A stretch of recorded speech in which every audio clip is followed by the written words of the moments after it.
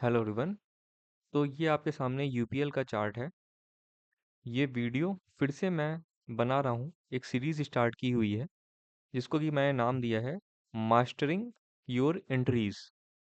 तो हमें अपनी एंट्रीज पे मास्टर करना है, तभी हम टेक्निकल एनालिसिस की फील्ड में ग्रो कर सकते हैं, वरना फिर बहुत मुश्किल है ग्रो कर पाना।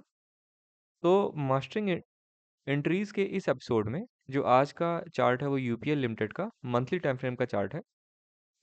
डे डेली और उसके नीचे के जितने भी टाइम फ्रेम के स्टॉक्स होते हैं उसमें बहुत ही कंजेशन होता है, ट्रेंड को आइडेंटिफाई करना बहुत ही टफ हो जाता है और बहुत एक्सपीरियंस चाहिए होता है लोअर टाइम फ्रेम में ट्रेंड को आइडेंटिफाई कर पाना। तो हमको अगर सीखना है कि एंट्रीज कैसे होनी है और ट्रेंड को आइडेंटिफाई कैसे करना है तो हम हाइयर टर्म टाइम फ्रेम पे जाएंगे। जैसे फॉर एग्जांपल यूपीएल के हम 3 मंथ्स के टाइम फ्रेम पे जाते हैं। ठीक है, एकदम क्लियर दिख रहा है। ट्रेंड यहाँ से स्टार्ट हुआ है, छोटा सा हमें एक शैलो रिट्रेसमेंट मिला है, फिर से एक अप मूव देखने को मिला है, उसके बाद फर्दर हमें एक रिट्रेसमेंट देखने को मिला है और फिर से हम एक अप मूव की तरफ बढ़ रहे हैं। तो पॉसिबिलिटीज मल्टीपल हो सकती हैं। हो सकता है कि ट्रेंड ये कंटिन्यू हो फर्दर आगे, हो सकता है ना कंटिन्यू हो। लेकिन अभी दो तीन ऑब्जर्वेशंस बहुत इंपॉर्टेंट मिले हैं जो कि मैंने फाइंड आउट किए हुए हैं और मार्क भी किए हुए हैं। तो फिलहाल मैंने मंथली टाइम फ्रेम का चार्ट ओपन किया हुआ है और यहाँ पे समझते हैं। ये हमारे एक सपोर्ट एंड रेजिस्टेंस का बहुत इंपॉर्टेंट लेवल बन रहा था। बेसिकली जो ये स्टॉक था ना, जब से लिस्ट हुआ है तो ये बहुत बड़ा सा इसने डोजी बनाया हुआ है। तो इस डोजी को अगर हम अ, अपने हॉरिजॉन्टल रे से अगर हम इसको एक्सटेंड कर देते हैं तो ये एक हमारा सपोर्ट एंड रेजिस्टेंस का बहुत इंपॉर्टेंट लेवल है। तो जब ये स्टॉक घूमता फिरता हुआ अपने इस लेवल के पास आया तो यहाँ पर सेलर्स एक्टिव हो गए और यहाँ पे हमें बहुत बढ़िया सा एक रिट्रेसमेंट देखने को मिला। उसके बाद फिर से बायर्स आए और उसने इस लेवल को टच किया, ब्रेकआउट करने की कोशिश भी की, लेकिन वो सस्टेन नहीं कर पाए और उसके बाद से फिर से हमें बहुत ही छोटा-सा शैलो रिट्रेसमेंट देखने को मिला और उसके बाद से हमें बहुत ही बढ़िया सी ग्रीन कैंडल देखने को मिली हुई है। मंथली टाइम फ्रेम पे मिली हुई है और अगर आप इसकी पूरी एक्टिविटी अगर आप छोड़ दें अभी वाली और फॉर एग्जांपल अगर चार्ट यहाँ पे था, तो आप देखिए यहाँ पे एक वॉल्यूम का सपोर्ट मिला हुआ है, बहुत ही बढ़िया ग्रीन वॉल्यूम है। उसके बाद से मल्टीपल ग्रीन कैंडल्स, बड़ी-बड़ी आपको मल्टीपल ग्रीन कैंडल्स दिख रही हैं। तो इसमें बुल्स एक्टिव हैं। प्रेजेंटली अगर इस स्टॉक को एनालाइज करेंगे, अगर समझेंगे तो यहाँ पे एकदम क्लियर दिख रहा है कि यहाँ पे बुल्स एक्टिव है और यहाँ पे ब्रेकआउट मिला हुआ है। तो ट्रेडिंग की बहुत सारे क्राइटेरियाज होते हैं, या तो हम ब्रेकआउट पे ही ट्रेड ले सकते हैं, बहुत सारे लोग ब्रेकआउट पे ही ट्रेड लेते हैं। लेकिन अगर आपके अंदर थोड़ा सा पेशेंस है तो आप वेट भी कर सकते हैं। जैसे इस कंडीशन में ये स्टॉक ने यहाँ से ब्रेकआउट दिया, हालांकि जो मेरा ब्रेकआउट का क्राइटेरिया है एकदम फुलफिल हो रहा है। क्यों फुलफिल हो रहा है कि हमें एक स्विंग हाई देखने को मिला, उसके बाद से शैलो रिट्रेसमेंट और ये जो ग्रीन वाली लाइन है इसके ऊपर हमें क्लियर ब्रेकआउट देखने को मिल रहा है। तो हमें एक इनगल्फिंग कैंडल चाहिए होती है या फिर तो ऐसी कैंडल चाहिए होती है जो प्रीवियसली 3-4 कैंडल्स को पूरा का पूरा इनगल्फ कर जाए या फिर तो उसके ऊपर क्लोज दे जाए। तो ये कैंडल मूव बहुत ही बड़ा है, मंथली टाइम फ्रेम पे है और ये कैंडल के हाई पे हमें एकदम क्लियर एंट्री देखने को मिल रही है। लेकिन अगर हमें थोड़ा सा वेट कर सकते हैं तो हम वेट करके एक हमें एक अप मूव देखने को मिला, उसके बाद हॉरिजॉन्टल रिट्रेसमेंट। हॉरिजॉन्टल रिट्रेसमेंट बहुत ही इंपॉर्टेंट है समझना।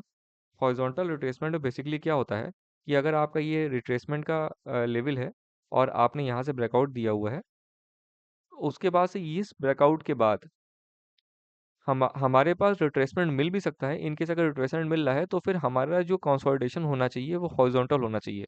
ये आपका मूविंग एवरेज आ रहा है और यहाँ पे हमें ब्रेकआउट मिल जाएगा, हम इसी ब्रेकआउट पे इंटर कर जाएंगे जैसे कि यहाँ पे हुआ है। ये एक हमें एक मूव देखने को मिला है, सॉरी, ये हमें मूव देखने को मिला है, ये हमारा रिट्रेसमेंट हो गया, इसको हम हॉरिजॉन्टल रिट्रेसमेंट बोलेंगे।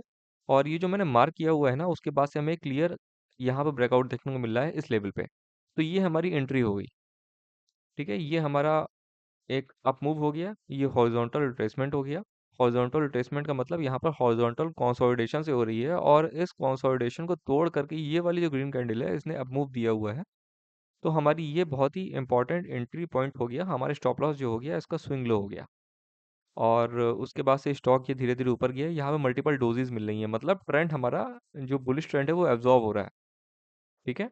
और पॉज़िटिविटी थोड़ी-सी कम होती हुई नज़र आ रही है। उसके बाद से हमें एक शैलो रिट्रेसमेंट देखने को मिलता है, जो हमारा सपोर्ट का लेवल था, वहाँ तक स्टॉक आता है। उसके बाद से फिर से सपोर्ट लेकर के फिर से फर्दर यहाँ पे एनगल्फिंग बनाता है।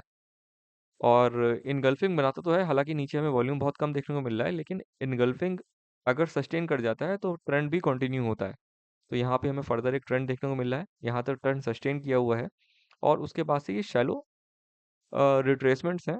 ये वाला जो वॉल्यूम है ना रेड वाला, ये इंडिकेट कर रहा है कि रिट्रेसमेंट जो हो सकते हैं वो हैवी हो सकते हैं और हमें एक रिट्रेसमेंट देखने को मिला यहाँ पर ग्रीन कैंडल आई। उसके बाद से ये जो फर्दर अप मूव था ना, यहाँ पे बुलिशनेस एकदम देखने को नहीं मिल रही है और ये ट्रैप था, बेसिकली ये ट्रैप है और उसके बाद से यहाँ पे एक बहुत बढ़िया सा 2020 का लो आ गया है।